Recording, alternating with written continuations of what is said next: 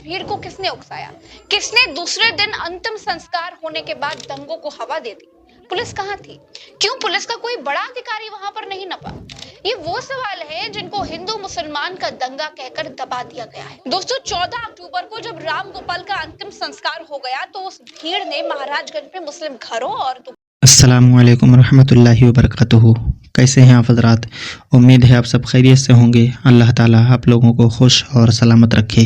दोस्तान मोहतरम, बहराइच के अंदर कम से कम 50 मुसलमानों के घर वीरान हो गए हैं। हाँ मेरे अजीज़ों, बड़ी ही दर्दनाक वहाँ का मंज़र है, इसलिए कि जो वहाँ पे था, जिसके सामने ये मंज़र गुज़रा, उसकी हालत क्या होगी आप ज़रा सोच करके देखें।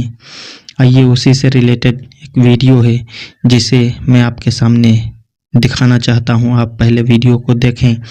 आप वीडियो देखने के बाद में आपको खुद समझ में आ जाएगा कि आखिर वहां के हालात कैसे हैं और क्यों ऐसे हालात हुए। इसमें फ़ायदा किसका हुआ? जो लड़ते रहे उनका फ़ायदा हुआ या जो लड़ने के बाद मर गए उनका फ़ायदा हुआ? आखिर इसमें किसका फ़ायदा हुआ? आप देखें, इस वीडियो में पता चल जाएगा कि आखिर फ़ायदा किस इंसान का हुआ है।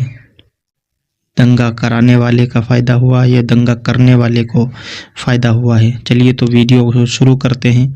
आप पहले वीडियो लाजमी देखें, फिर उसके बाद में हम आपसे आगे बात करते हैं। और हाँ, वीडियो को देखने के बाद आगे शेयर ज़रूर करें। वीडियो को जितना हो सके उतना ज़्यादा शेयर करें और साथ ही साथ पहली बार देख रहे हैं तो हमें फॉलो ज़रूर कर लें। और फेसबुक पे अगर देख रहे हैं तो ज़रूर हमें फॉलो करें और यूट्यूब पे देखते हैं तो सब्सक्राइब कर लें।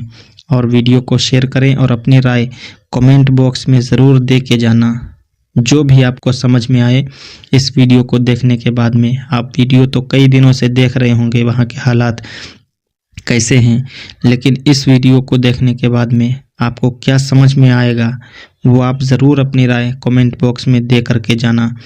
चलिए तो वीडियो को शुरू करते हैं। आप वीडियो को लाजमी देखें, फिर उसके बाद में हम आपसे आगे बात करते हैं। उमर अब्दुल्ला ने जम्मू कश्मीर के मुख्यमंत्री के तौर पर शपथ ले ली है। हाय, उमर अब्दुल्ला। इसी के साथ जम्मू कश्मीर पर भाजपा का अघोषित शासन खत्म हुआ। शपथ ग्रहण में शामिल इंडिया गठबंधन के लोगों की तस्वीरें बता रही हैं कि कश्मीर में बदलाव तो आया है। कश्मीर के लोगों ने भारतीय जनता पार्टी को बाहर किया है और इंडिया की सरकार बनाई है। खास बात यह भी है कि कांग्रेस उमर अब्दुल्ला की सरकार में शामिल नहीं है, वो नेशनल कॉन्फ्रेंस को बाहर से समर्थन दे रही है। मुख्यमंत्री बनते ही उमर अब्दुल्ला ने पहला बड़ा फैसला लेकर सबको चौंका दिया। उमर अब्दुल्ला ने जम्मू क्षेत्र से डिप्टी सीएम सुरेंद्र चौधरी को बना दिया है। जम्मू हिंदू बाहुल है और वैष्णो देवी मंदिर की वजह से धार्मिक इलाका भी है। उमर अब्दुल्ला ने कहा है कि हम जम्मू को ये महसूस नहीं होने देंगे कि इस सरकार में उनकी आवाज नहीं है। साथ ही दूसरा बड़ा फैसला ये लिया है कि वो जम्मू कश्मीर में कहीं भी जाएं, उनके लिए सड़क पर कोई अलग से कोई व्यवस्था ना की जाए, उनके लिए कोई ट्रैफिक न रोका जाए। शनल कॉन्फ्रेंस के नेता उमर अब्दुल्ला ने शेरे कश्मीर इंटरनेशनल कन्वेंशन सेंटर में 11:30 बजे शपथ ली। सीएम उमर अब्दुल्ला के अलावा 5 मंत्रियों ने भी उनके साथ शपथ ली। मनोज सिन्हा ने उनको शपथ दिलाई। मुस्लिमों के नाम पर डराने वाली भाजपा को कश्मीर में मुंह की खानी पड़ी, लेकिन सियासत जो कश्मीर में नहीं कर पाई वो यूपी में कर गुजरी। आपके सामने ये गोपाल मिश्रा का घर है और ये उस मुस्लिम का घर है जहां गोपाल मिश्रा झंडा उखाड़ने के लिए गया था, जहां उसे मारा गया। दोनों तस्वीरों को देखकर दोनों के आर्थिक हालातों का अंदाजा लगाया जा सकता है। हर साल बहराइच के महाराजगंज में आसपास के 20 गांवों की मूर्तियां इकट्ठा होती हैं और हर साल साथ में सभी मूर्तियों को गौरिया घाट पर जाकर विसर्जित किया जाता है। मूर्ति विसर्जन के दौरान हुए दंगों में करीब 50 मुस्लिम परिवार मारे डर के घर छोड़कर चले गए हैं। दैनिक भास्कर की रिपोर्ट कहती है कि करीब 20 किलोमीटर के एरिया में आगजनी, हिंसा, लूट के निशान हैं। गाड़ियों को चिन्हित करके जलाया गया। दूसरे दिन इस भीड़ को किसने उकसाया?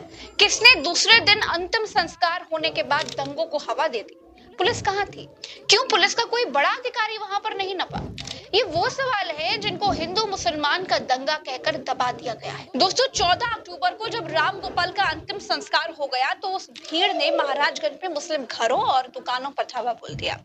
महाराजगंज में सबसे पहले हीरो की एजेंसी में आग लगाई गई। उसे 25 से 30 गाड़ियां राख हो गई थी। थी। ये एजेंसी अरुण शुक्ला के नाम से थी, लेकिन स्थानीय लोग बताते हैं कि इसमें जो पैसा लगा था वो सिराज का लगा हुआ था और ये बात वो आग लगाने वाली भीड़ को पता थी। इसी के बगल लखनऊ सेवा अस्पताल भी फूंक दिया गया। ये भी एक मुस्लिम का ही था। चांदबारा इलाके में करीब 20 घरों में आग लगाई गई, लूटपाट हुई। यहाँ एक मुस्लिम महिला ने बताया कि भीड़ उनके सामने वाले गांव में आई और आग लगाने लग गई। फिर उनकी तरफ आई और उनकी बेटी की शादी को 2 महीने बचे हैं। उनके घर में गहने और पैसे रखे हुए थे। उनके बेटे बहू अपनी बच्ची को लेकर भागे, साथ में उनके गहने भी थे। धान के खेतों से होते हुए वो आगे पहुंचे तो भीड़ मिल गई। उसने सब कुछ छीन लिया। एक बिटिया की खोपड़ी फोड़ दी, भाई को मारा और पोती के हाथ पर मारा। मुसलमान है, बस ये लेना देना।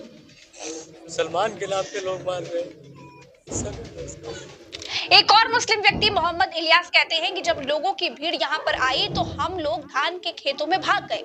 दुकान से करीब 10 क्विंटल लोहा उठा ले गए, 50 किलो से ज्यादा रिंच उठा ले गए, कई पाइप थे वो सब कुछ उठा ले गए। दोस्तों, इस घटना का आरोपी अब्दुल हमीद और उसके परिवार को बताया जा रहा है। अब्दुल ज्वेलर है और उसके 4 बेटे हैं। सबसे बड़ा है पिंटू, जिस पर पहले से गैंगस्टर एक्ट लगा हुआ है। वो नेपाल में अपने ससुराल में रहता है। उससे छोटा रिंकू घर पर ही रहता है। इसी पर राम गोपाल को गोली मारने का आरोप है। तीसरे नंबर वाले लड़के का नाम है सबलू। चौथे नंबर के बेटे की उम्र है कुछ 16 साल। 4 में से 3 लड़के अब्दुल हमीद के साथ घर पर ही दुकान पर रहते थे। एक बेटी रुखसाना है अब्दुल ने, जिसकी शादी करीब 4 साल पहले बहराइच में ही कर रखी थी। इतनी बड़ी 20 गांवों की मूर्तियों के साथ मूर्ति विसर्जन हो रहा था। स्थानीय लोग बताते हैं कि सुरक्षा के नाम पर केवल 2 पुलिस वाले और 4 होमगार्ड थे। क्यों पुलिस नहीं भेजी गई? क्या जानबूझकर दंगे होने दिए गए? दूसरे दिन पुलिस चाहती तो दंगा कंट्रोल कर सकती थी। दूसरे दिन दंगा अंतिम संस्कार के बाद भड़का। गोपाल मिश्रा की हत्या के आरोपी अब्दुल के घर के दोनों तरफ हिंदुओं के मकान है। सामने मस्जिद है, बगल में पप्पू जायसवाल का घर है। इसी घर की छत से राम गोपाल मिश्रा अब्दुल की छत पर गया था, जहां उसे बाथरूम के शेड से गोली मारी गई। छत पर कांच की बोतलें भी मिली, जिसका इस्तेमाल हत्या में हुआ ऐसी आशंका जताई जा रही है। दोस्तों, याद रखिए, दंगा कभी होता नहीं है, दंगा कराया जाता है। और उसमें मरता कौन है? आम आदमी, गोपाल मिश्रा जैसे नई उम्र के बच्चे। ये दंगे इतनी सफाई से कराए जाते हैं कि आप उठाते रहिए आवाज, आप उठाते रहिए सवाल, आप करते रहिए शक, कभी कोई जांच नहीं होगी। कार्रवाई के नाम पर पुलिस के कुछ छोटे छोटे अधिकारी हटा दिए जाते हैं, बस और कुछ नहीं होता है। सियासत को किसी की जान से कोई मतलब नहीं है। उनको चाहिए परसेप्शन, उनको चाहिए संदेश। दंगा होते ही हिंदूवादी भाजपा मुस्लिमों पर सवाल खड़े करने लगी। मुस्लिम पत्रकारों के नाम तक गिना डाले। दोस्तों, फिर कहती हूं, हिंदू मुसलमान की लड़ाई से न फायदा हिंदू का है न फायदा मुसलमान का है। अरे क्या मिला बहराइच के लोगों को दंगा करके? सिर्फ नुकसान, मुकदमे, मार पीड़ा, तकलीफ, दुश्मनी। क्या मिला सियासत को? इन दंगों से क्या मिला सियासत को? सियासत को मिला लोगों को भड़काने का एक मौका, चुनाव में लड़ने का एक मुद्दा। वो चाहे अब्दुल की जान से मिले या फिर गोपाल मिश्रा की जान से, उनको कोई फर्क नहीं पड़ता। दोस्तों, इस वीडियो में इतना ही। हमें दीजिए इजाजत, चलते हैं। तो दोस्तों, देखा आपने ये वीडियो, अब आपको क्या समझ में आया? आप ज़रूर अपनी राय कमेंट बॉक्स में दे करके जाएं। आपको ये वीडियो कैसी लगी, आप ज़रूर अपनी राय कमेंट बॉक्स में बताएं और वीडियो को आगे शेयर करना ना भूलें। वीडियो को आगे शेयर करें और ज़्यादा से ज़्यादा सपोर्ट करें। हमें सब्सक्राइब करें और फॉलो करें, नोटिफिकेशन को भी ऑन कर दें। आने वाली हर वीडियो आप तक आसानी के साथ पहुंचती रहेंगी। फिर मिलते हैं इंशाल्लाह। अपना ख्याल रखें, दुआ में याद रखें। अस्सलामु अलैकुम रहमतुल्लाहि व बरकातुहू।